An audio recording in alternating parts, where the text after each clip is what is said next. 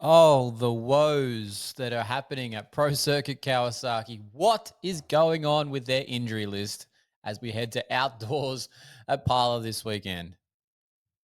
And don't forget, this video, it's brought to you by Moto Australia. That's right, Moto and TechnicMotorsport.com. If you want suspension setup, parts, seals, wipers, springs, check out TechnicMotorsport.com. It's another Always Moto production. Here we are. I'm David Hogan, the Australian physiotherapist that knows the injuries in our sport of motocross and supercross. We're here in this short video to talk about Pro Circuit Kawasaki and their injury list this year. They have 5 riders on the team. They only have 1 turning up at Parla this weekend for the opener of Pro Motocross. What is going on? That one rider that is fit and healthy is Levi Kitchen. He is the only man that will be under the tent at Pro Circuit Kawasaki this weekend. He will be holding up his end of the bargain when he signed with that team end of last year. Unfortunately for the other 4 riders, they are on the sidelines, all injured. We thought we were going to have 3. Turns out we've only got 1. For Austin Forkner, Seth Hammaker, Cameron Mcadoo, and Max Vohland, it's all to the emergency ward for them. For Max Vohland, that hip dislocation at the beginning of Supercross has led to a lot of complications, it seems. He's out for an extended period with a complicated recovery post-surgery. Now, if you recall, in his rookie Supercross season with KTM, Max had a dislocated hip then. So this is a second hip dislocation, which is not a great thing to be dislocating multiple times. Ideally, the surgery he's had done will correct all these things, but he will be at a potential risk moving forward with that hip. And there is a likelihood for him, unfortunately, in his future that a hip replacement would be required. We're not talking about that right now, but somewhere down the line for him, that's probably on the cards in his older ages. For Cameron Mcadoo, it's really interesting. He has had some rough goes in Supercross that have led to very limited outdoor prep time and outdoor races in previous seasons with Monster Energy Pro Circuit Kawasaki.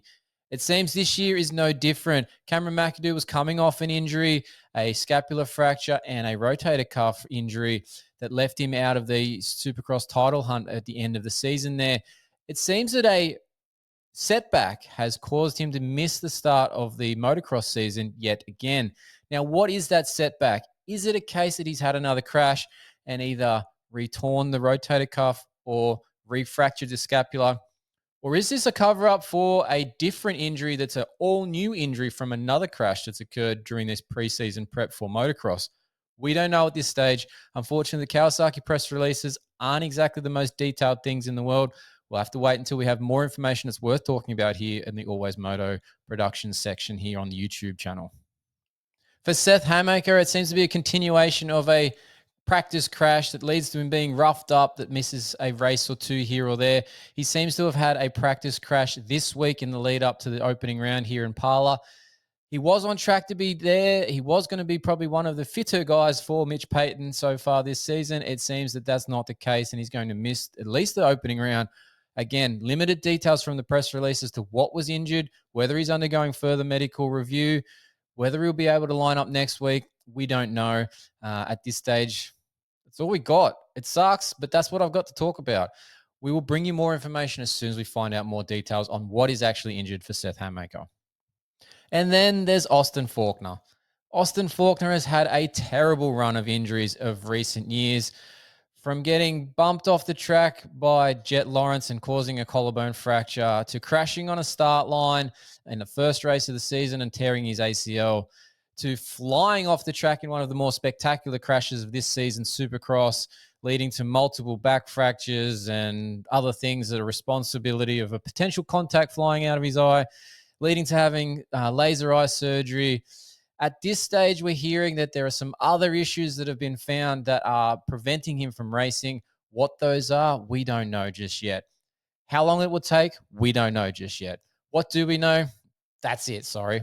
We will bring more again once we know more, but this is the world that we live in. The motocross scene is a secretive bunch in terms of their injuries. James Stewart said it on his own podcast recently that he used to cover up his injuries and he can't understand why they do it now. It's the same reason, James, because you didn't want anybody to know what's wrong with you. They don't want anybody to know anything to know about what's wrong with them. It's just how they go. We should be more open about it. We can be more open about it.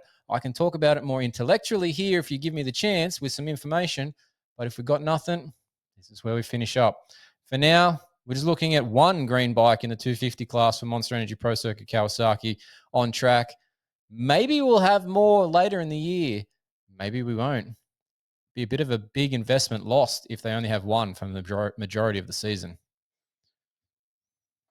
For more injury updates and random injury talk around the sport of AMA, motocross, and supercross, make sure you subscribe to the YouTube channel, like this video, come back and find more stuff. It'll be over here or over there.